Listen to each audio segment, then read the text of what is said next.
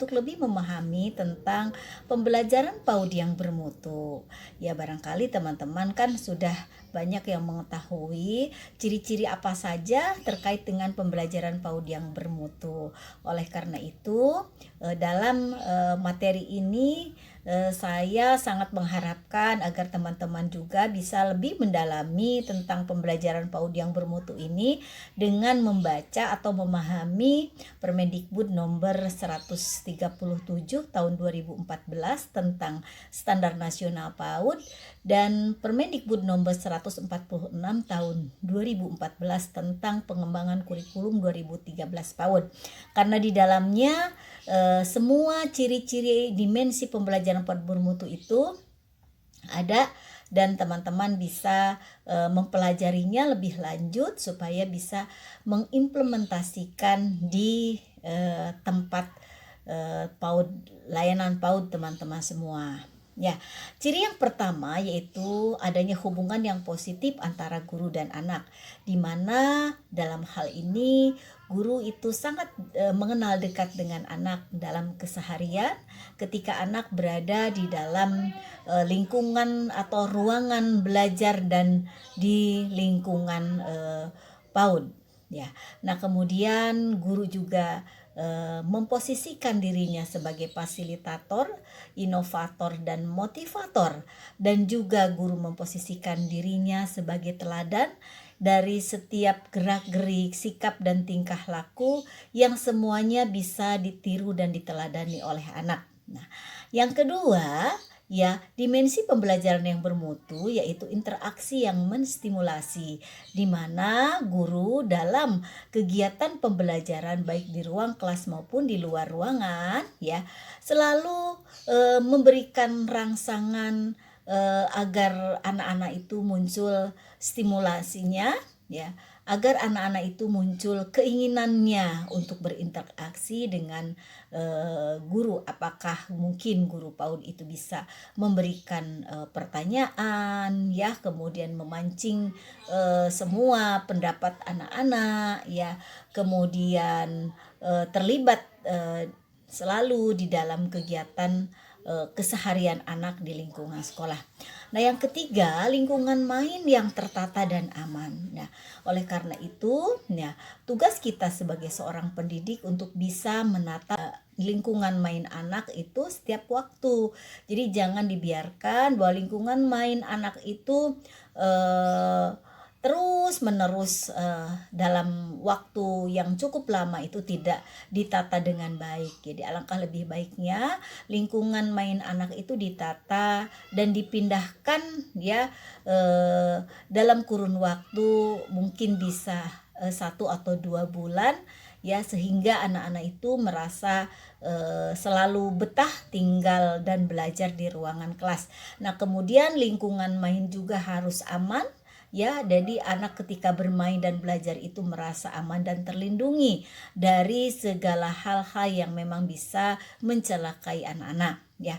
Nah, kemudian ya dimensi yang selanjutnya yaitu materi dan kegiatan bermain yang berfokus kepada anak ya. Tadi sudah lebih dijelaskan di awal bahwa guru atau pendidik PAUD harus bisa merencanakan kegiatan-kegiatan belajar melalui bermain yang berfokus kepada anak. Artinya anaklah yang menjadi pusat perhatian guru, dan guru di situ hanya memposisikan sebagai fasilitator dan motivator. Nah, kemudian dimensi yang selanjutnya terkait dengan pembelajaran PAUD bermutu yaitu kurikulum. Nah, seyogianya teman-teman pendidik PAUD harus sudah mulai ya mampu mengembangkan kurikulum 2013 PAUD dalam bentuk KTSP PAUD ya, yang acuannya tadi sudah saya sebutkan ada pada Peraturan Menteri Pendidikan dan Kebudayaan Republik Indonesia nomor 146 tahun 2014 ya. Nah, kemudian teman-teman pendidik PAUD juga harus bisa melakukan proses penilaian yang objektif ya, karena penilaian yang objektif pada anak itu akan memberikan hasil yang akurat dalam memberikan penilaian perkembangan anak secara objektif ya, di mana penilaian yang objektif ini ditandai dengan penilaian yang asli ya, yang asli dan tidak direkayasa oleh guru ya. Jadi setiap penilaian anak mulai anak itu dilepas dari orang tuanya dan disambut oleh guru sampai anak pulang. Nah, diharapkan para pendidik PAUD itu bisa mengantongi penilaian-penilaian dari 6 aspek pengembangan yang ada di PAUD ya, sehingga pada setiap 6 bulan sekali pendidik PAUD bisa melaporkannya dalam bentuk buku laporan perkembangan anak kepada para orang tua. Nah, kemudian ciri dari dimensi pembelajaran bermutu ya, ciri dari dimensi pembelajaran PAUD yang bermutu selanjutnya yaitu adanya pelibatan orang tua dan masyarakat. Nah, seyogiannya memang pembelajaran PAUD ini tidak hanya menjadi tanggung jawab daripada pihak sekolah dalam hal ini yaitu para pendidik PAUD dan tenaga kependidikan PAUD, namun dalam hal ini orang tua juga harus terlibat di dalam program pembelajaran PAUD. Nah, di mana orang tua dan masyarakat ini bisa berkolaborasi dengan pihak sekolah dan mungkin pihak sekolah bisa memfasilitasinya ya dengan menginisiasi merangkul para orang tua itu dalam sebuah organisasi yaitu komite orang tua atau komite sekolah, sehingga segala program-program sekolah itu bisa melibatkan orang tua dan masyarakat sehingga ya trilogi pendidikan itu bisa terwujud dengan baik dengan adanya keterlibatan atau pelibatan orang tua dan masyarakat di dalam mendukung program pembelajaran yang ada di satuan PAUD masing-masing. Para pendidik PAUD yang sangat saya banggakan, kalau kita melihat ya perkembangan fisik anak-anak usia 0 sampai 6 tahun begitu berkembang sangat pesatnya. Namun tidak hanya fisik, ternyata ya daya pikirnya pun berkembang sangat pesat. Coba kita bayangkan ketika mereka baru lahir yang hanya bisa menangis, kemudian mereka bisa mengoceh, lalu mereka hanya mampu menyebutkan 1 atau 2 patah kata saja sampai mereka mampu berinteraksi yang baik dengan kedua orang tuanya. Tentunya kita sebagai pendidik PAUD dan orang dewasa akan bertanya, ada apa dengan perkembangan anak di usia 0 sampai 6 tahun? Sehingga para ahli menyebutkannya pada masa itu adalah disebut dengan masa golden age, di masa emas, di mana perkembangan fisik dan daya pikir anak itu berkembang sangat pesat. Nah, oleh karena itu saya mencoba ingin mengajak teman-teman untuk memahami tentang perkembangan berat otak anak ketika di dalam masa janin, di dalam kandungan sang ibu sampai mereka lahir dan menjadi tumbuh dewasa. Nah, pada bulatan yang pertama kita melihat janin pada usia 20 minggu. Perkembangan berat otak anak itu hanya mencapai 100 gram. Nah, kemudian pada usia bayi baru lahir atau 9 bulan, nah otak anak itu berkembang menjadi beratnya yaitu menjadi 400 gram. Nah, kemudian pada usia 18 bulan otak anak itu berkembang lagi menjadi beratnya menjadi 800 gram. Nah, kemudian pada usia 36 bulan berat otak anak mencapai 1000 gram. Nah, dari usia janin 20 minggu sampai 36 bulan terlihat perkembangan berat otak anak itu sangat drastis. Hal ini tentu saja ya karena adanya stimulasi yang dilakukan oleh sang ibu dan ayah juga mungkin keluarga ya ketika mereka di dalam kandungan dan mereka sudah lahir dengan cara kasih sayang ditambah dengan pemberian gizi seimbang sehingga perkembangan berat otak anak itu berkembang cukup pesat. Nah, tetapi kita bisa bandingkan pada usia anak lebih daripada 8 tahun, perkembangannya berat otak anak itu tidak terlalu drastis, terlihat hanya 300 gram saja. Jadi dari 1000 gram pada usia 36 bulan mencapai orang dewasa atau lebih dari 8 tahun itu hanya mencapai 1300 gram saja. Nah, ini sangat penting kita harus pahami, karena sebagai pendidik PAUD tentunya harus bisa menyampaikan hal-hal seperti ini tidak hanya saja kepada diri kita, namun kepada orang tua serta masyarakat yang ada di sekitar kita, agar mereka juga lebih memahami tentang perkembangan anak usia dini. Teman-teman pendidik PAUD, selain berat otak anak itu akan bertambah berat pada usia 0 sampai 6 tahun ya. Kemudian perkembangan sel-sel saraf otak juga akan mengalami jumlah yang cukup banyak, sehingga akan rimbun dan semakin kuat apabila diberikan dengan stimulasi yang benar. Nah, para ahli neurologi mengatakan pada usia anak 0 tahun atau baru lahir, jaringan sinaf atau sel-sel saraf otak yang siap untuk menghubungkan antar sel itu berjumlah antara 100 sampai 200 miliar.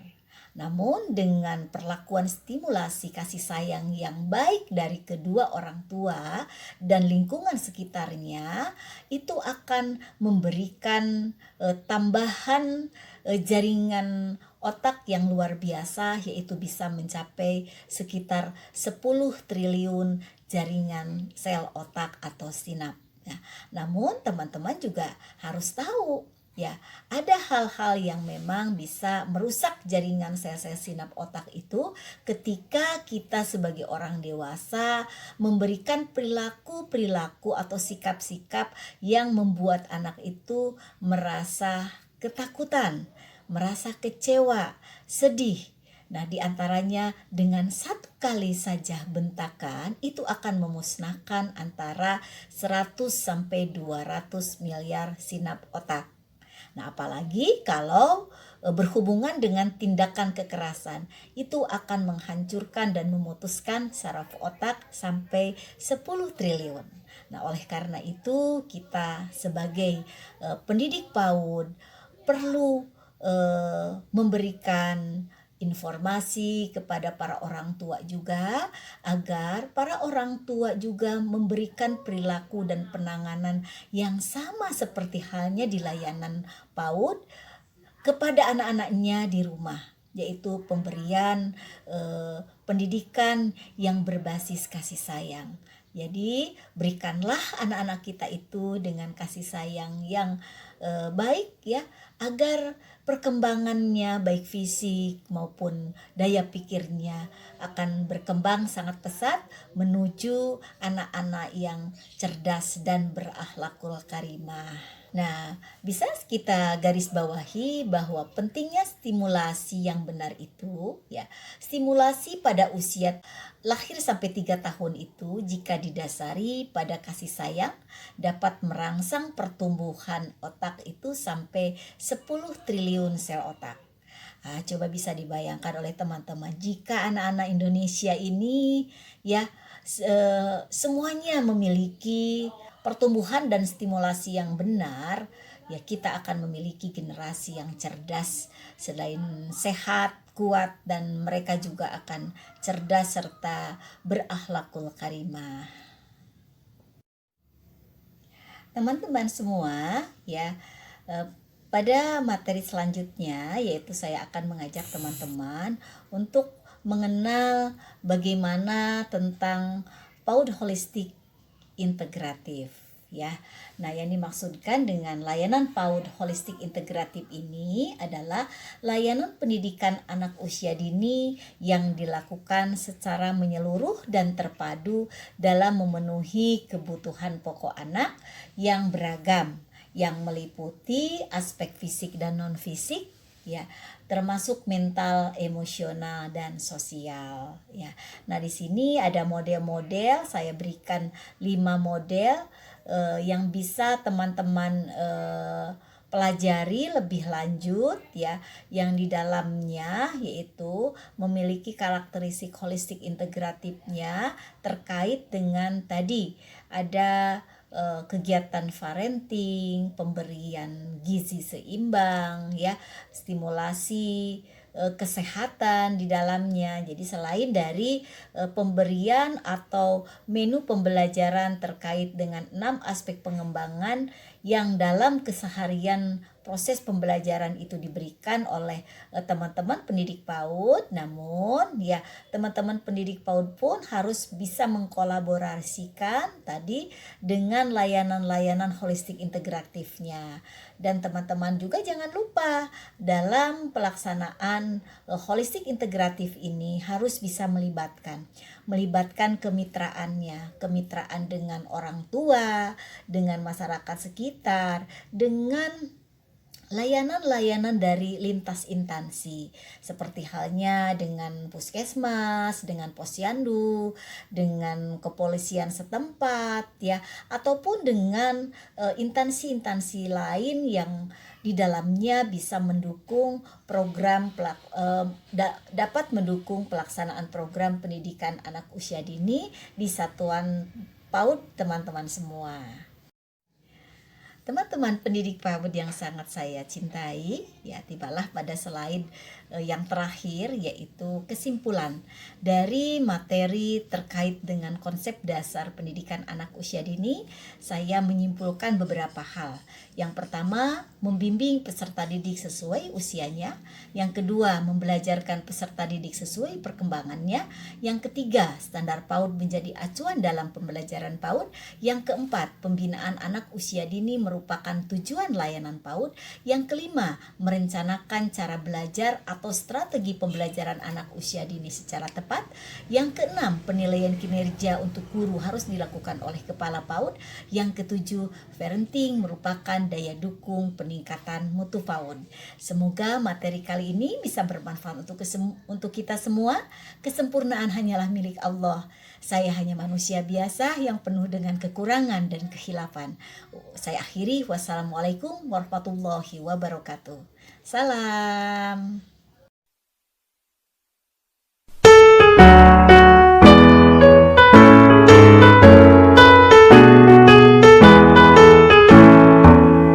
Bergandengan tangan menuju masa depan, ketika PAUD dan Dikmas teguhkan pilar utama pendidikan, wujudkan insan mulia dan cerdas, membimbing tunas muda dengan profesional, pendidikan yang menumbuhkan, tak lelah dan tak kenal putus asa, mengabdi untuk Indonesia, mendidik dengan sepenuh hati, insan setia pada Ibu Pertiwi, mengasuh dengan senyum dan cinta, ceria generasi harapan bangsa, sejahteralah pahlawan pendidikan, sumber daya manusia terpercaya.